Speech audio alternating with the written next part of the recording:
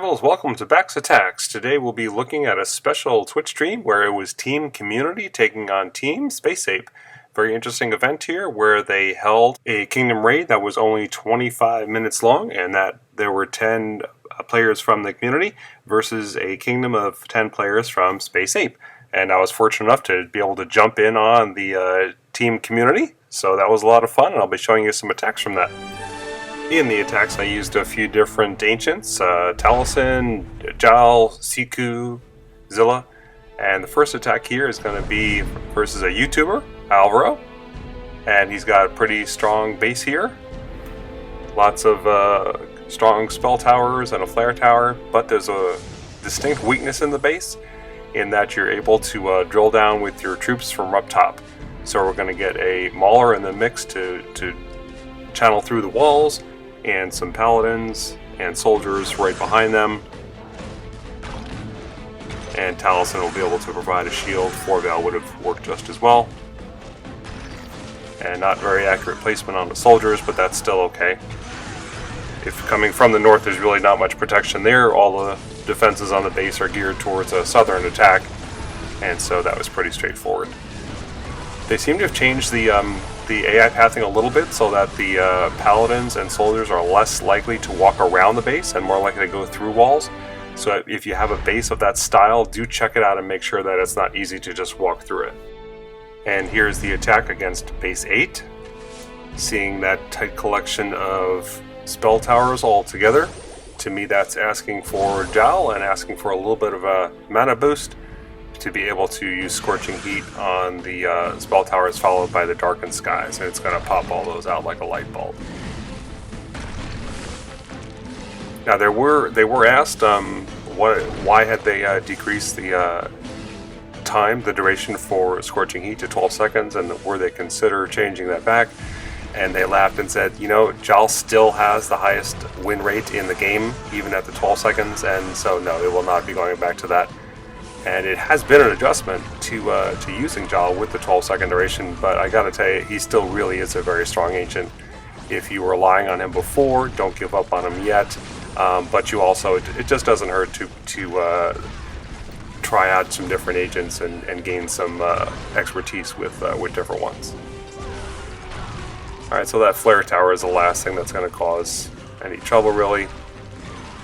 And between the dragon and the Darkened Skies, we'll take that out. Alright, so the boost made that a little bit easier, but I think we would have had that regardless. Alright, so we've got 2 bases left, 9 and the castle. They're both Stronghold 15s. That's going to be a little bit tough for me as a Stronghold 13. Hopefully they're not too maxed out. Actually, Space Ape brought a pretty good collection of bases here. 1 or 2 lower bases, a couple Stronghold 15s and 14s, so that I think they wanted to give the Team Community a fighting chance and not just bring max bases, so good job on that. Alright, I took first a look at how Aaron from Hong Kong Baby took on this base. He's got a very strong Zilla and a strong Malice to provide some lifesteal, and he just marches right across that base. Now this base is fairly common. I'm starting to see that more often, and when I do, I notice that there's really 2 spell towers off to one side and 2 off to the other side, with the flare tower in the middle, and I'm a little bit more comfortable coming in from the one side and using Jal to do that. The Darkened Skies will also weaken the flare tower quite a bit when it pops the first 2, and on this close side, they're both ice towers, and so those aren't going to be very punishing even if the timing is off or if I have to recast a spell. It's not going to be too bad. And we'll get those raiders going to distract and pick up the mana and multiply as they hit the gold smelters. We'll lock down those spell towers, and with another boost again, be able to get that 3rd spell very quickly. Now, I wouldn't normally use a boost on this base, but to be honest, with the pressure on and the world watching and only 25 minutes for the entire raid, I didn't really want to take any chances or not get to or beat the castle. So the extra mana really helps out a lot if you are stuck on a base and you're using Jal as an ancient. You're probably just as well using a mana boost as any other kind of boost. Save your cold ones or your bloodthirst for bases where you're not using him. All right, so that's the next to last one.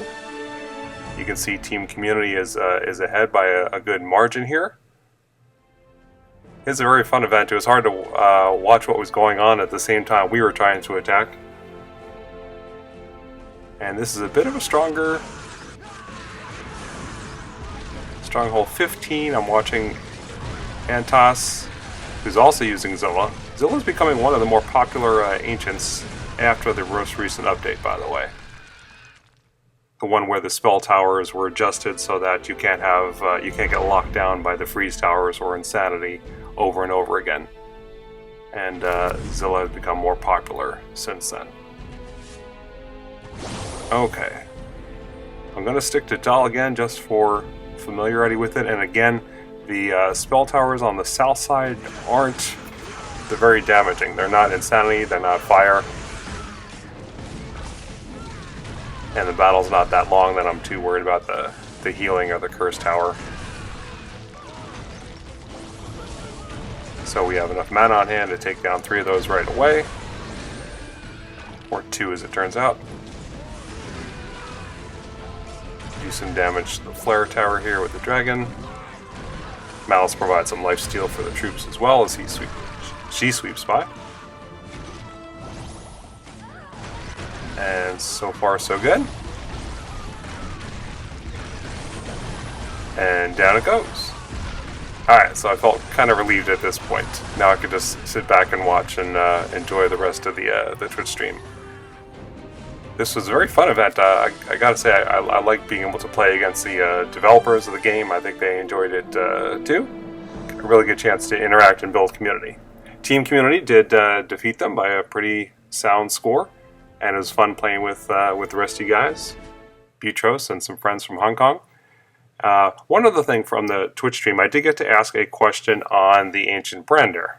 Now, his first spell is supposed to provide immunity to curse towers as well as to flame towers, and I was just noticing that it was just not effective at all in the death dailies, and so I was wondering if there was some issue or bug with that. Was the spell supposed to dispel the tower effect once it was on? Was supposed to prevent it, provide total immunity? I'm not quite sure if I caught the answer correctly in that the Alex there thought it was supposed to provide immunity, but what it's doing now, regardless, it is providing a protection against the curse tower if you cast it before the troops are hit with the spell.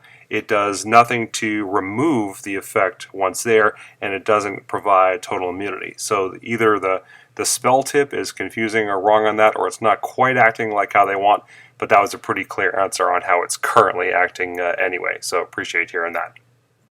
2 other pieces of news. The first one is that there is now a new league above Claymore League, and it's the Hammer League. It is live right away, so if you're finishing up a league like My Kingdom Soulfire is, we're heading to Hammer, so we're excited about that. I still think that's going to be about 5% of the kingdom, so there'll still be a lot of different kingdoms up there.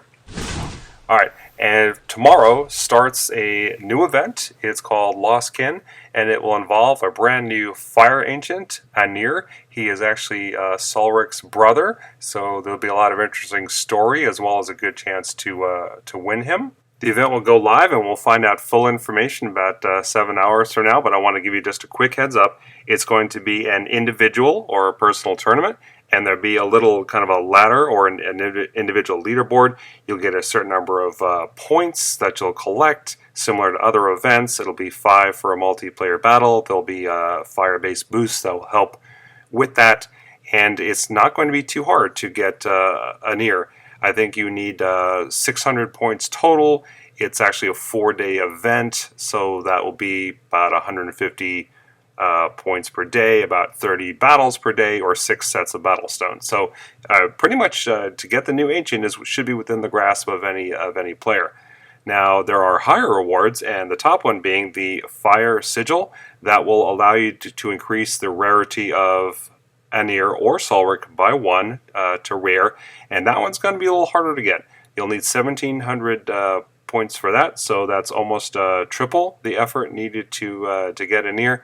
That's going to be quite a grind, or some diamond spent on that. So think carefully. If that's something you want to go for, you're going to have to be playing a whole lot on all 4 days, and consider whether you're going to need to stock up on some diamonds for that, or if you just plan to set a timer and hit every time the stones are regenerated.